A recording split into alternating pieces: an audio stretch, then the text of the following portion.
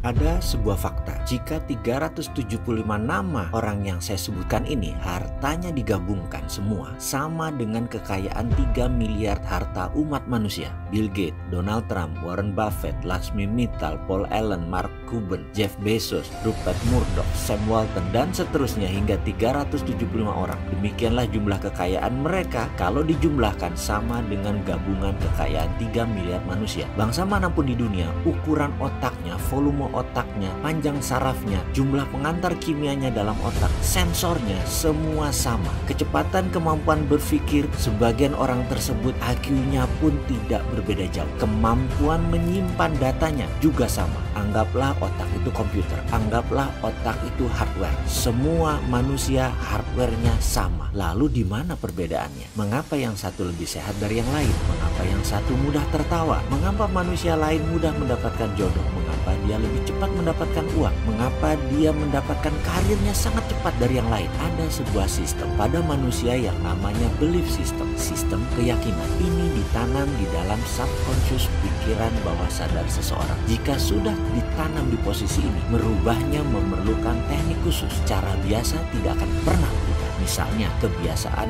merokok. Maaf, saya mengambil contoh merokok karena mudah difahami. Saya tidak merokok, namun saya bukan anti perokok. Prinsip saya merokok itu baik, tidak merokok jauh lebih baik. Itu hanya sebuah pemahaman dan pengambilan posisi melihat sesuatu. Kembali merokok sebagai contoh. Dalam iklan TV secara vulgar ditulis merokok bisa menyebabkan kanker, gagal janin, penyakit paru-paru, dan lain sebagainya. Dibacakah oleh setiap rokok? Ya, dibaca. Berhentikah karena takut mereka? Tidak. Mengapa? Inilah kerja otak. Otak conscious yang menguasai informasi pengetahuan hanya menguasai 12% dari tindakan. Subconscious, pikiran bawah sadar, menguasai 88% dari tindakan. Informasi tadi hanya menempel di conscious, tidak menggerakkan otak, hanya menempel di 12%. Otak subconsciousnya tetap menganggap rokok itu nikmat. Itulah yang dilakukannya. Kita kembali ke prosperity conscious, kesadaran kemakmuran, IQ kaya, tulang kaya, balung sugih, apapun itu. Ini adalah software kaya yang mereka miliki. Kesadaran kaya atau software kaya tadi, 376